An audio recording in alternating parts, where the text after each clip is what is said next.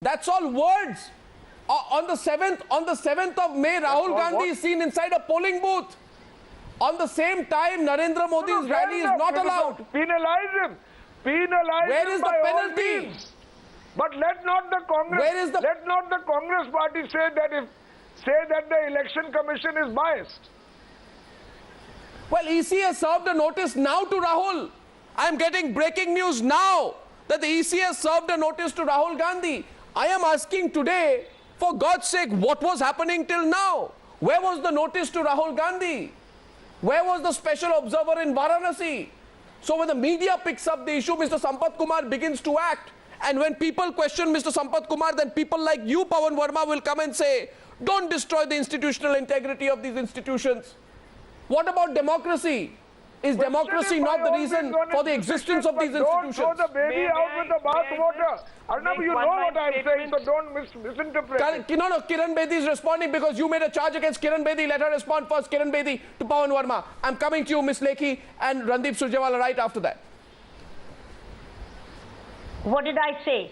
I said the action of the Election Commission is unrecoverable because by Varanasi, what's happened in Varanasi is unrecoverable, is inexcusable. Can you recover that day when the candidate of that constituency was to make a final rally speech? Can you recover that? Can you recover the constituency hearing him? I'm saying it was unrecoverable, inexcusable. What's wrong with that? I've stated a fact, and Mr. Brahma himself has said it, that we made some lapses.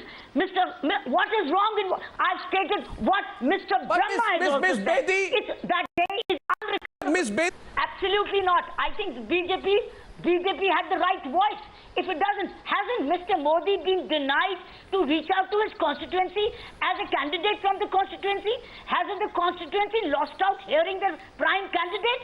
I think it's unrecoverable. No, but and why? BJP has all the right to be angry and to protest. No, but why? And if they're saying this, why what's wouldn't? wrong with it? Okay, why should they not say? Okay, no, but why wouldn't? For example, why wouldn't Meenakshi Lekhi come and say there were two versions of the story, and I should not be playing victim because there could be a contradiction of facts in the public domain? We put up a notice, the Election Commission acted, and in fact we are very satisfied that not just an officer but a very senior officer, the Chief Electoral Officer of Tamil Nadu, has been rushed in to oversee this election. Does this not prove, I'm just playing devil's advocate, Meenakshi Lekhi, does this not prove that not just is the Election Commission responding to what you're saying, but the Election Commission is responding with an incredible amount of alacrity, speed and seriousness? Ms. Lekhi, it could be argued that you're looking at the whole issue through a stilted lens. No. I would say I welcome this decision. This decision has been taken, but not with alacrity, but some delay.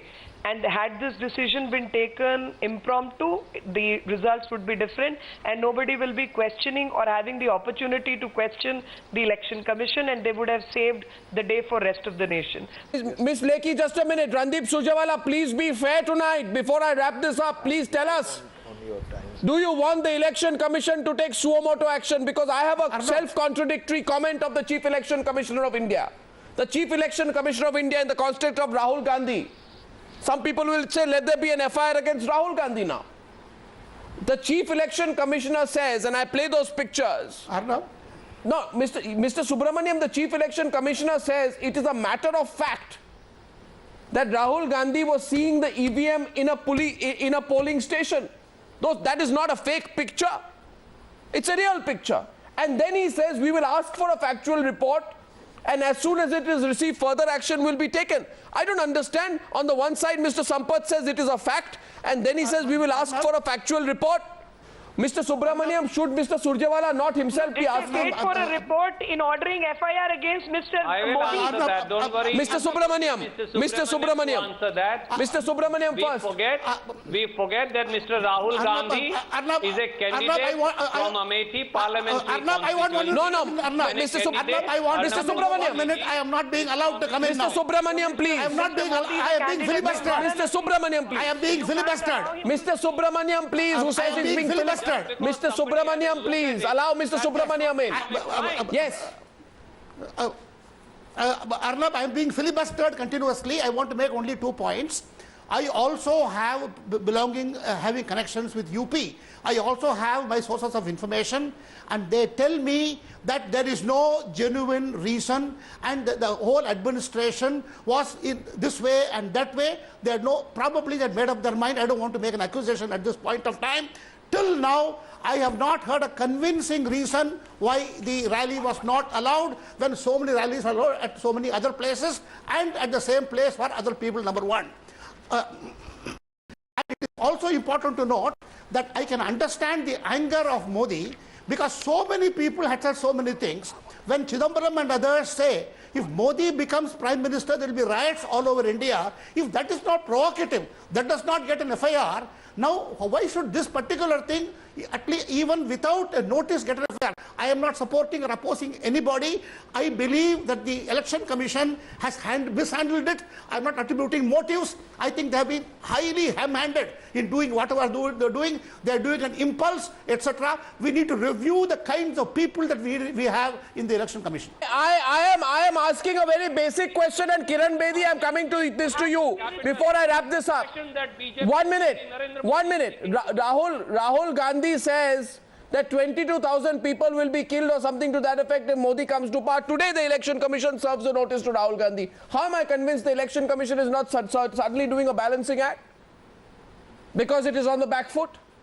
Why was this not done earlier? Of Amit Shah, they tried to do balancing act by clubbing it with Azam Khan's statement. Where was the need? The dates were different. Why Mr. Azam Khan was never permitted by Election Commission to come back and No, the Election Commission, was accepted. And the next day he goes and does what? It will be a sad day. It is a den of terrorists. It will be a sad day, and Kiran Bedi has the last word. It will be a sad day if the Election Commission is to be guided on how to carry out its duties. Should go to Bangladesh. Kiran Bedi. What does Mr. Giriraj Singh Kiran say? Bedi. Anybody who disagrees with Mr. Modi should go to Pakistan. Kiran Bedi. Modi sits on a stage in Mumbai where Ramdas Kadam makes communal statements and Mr. Modi claps. You are twisting. Okay, I'm taking a break. I'm extending the debate. I'm back in a few minutes. Not twisting. The debate Baba continues. Ramdev Stay with me. I'm back in a few minutes. On the 1st of May, Kiran Bedi, Rahul Gandhi says 22,000 people will be killed in a rally in Seoul, and he said this if Narendra Modi comes to power. Today, the Election Commission wakes up and you go to the Election Commission website, you see the notice put up. Is this an act or is this a balancing act that the Election Commission is now being forced to do? Ms. Bedi. It's a balancing act, and I think we're all missing Mr. T.N. Session. As simple as that. I think the whole process of selecting of EC members of the Election Commission must be revisited by the new government. I have the quick following points. Number one, I think we need to, with respect to Mr. Surjewala, he must be contained because he always overspeaks others so that neither can he be heard nor can others be heard. With respect to him, I would request he to be restrained from overspeaking on others. Similarly, others should not overspeak him. We should respect so that we as panelists can hear each other. My second point is time is of essence. It can make all the difference between, and therefore Election Commission cannot afford to make a mistake, because when it makes a mistake, it can make all the difference between defeat and victory. When every single vote counts, a mistake by Election Commission is irretrievable. It's gone. The day is gone. That's what I wanted to say. Second, finally, what I'd like to say, it's been a denial of rights, both to the candidate as Mr. Modi of Varanasi and to the constituency of hearing their candidate. I think it's been a denial of right. You cannot recover the day again. That's what I'm saying. When every vote counts, the Election Commission cannot afford to make such mistakes.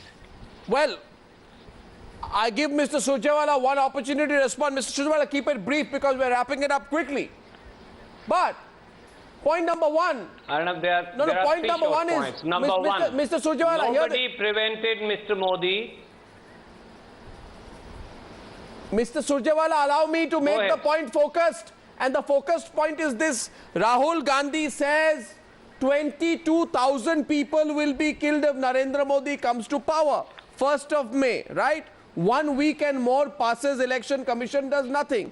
In this intervening period, Rahul Gandhi makes innumerable other speeches. The inaction and the abject inaction, the delayed action or whatever you may call it, of the Election Commission will seem to a lot of people to be a tacit approval of the kind of language Mr. Rahul Gandhi used in Solan. And pray tell me, Mr. Surjewala, what is this gigantic, unavoidable bureaucracy in the Election Commission of India that makes the Election Commission do nothing as far as Rahul Gandhi's speeches are concerned for so many days? What is the gigantic bureaucracy of the Election Commission of India that makes it do nothing when Rahul Gandhi enters a polling booth? Why?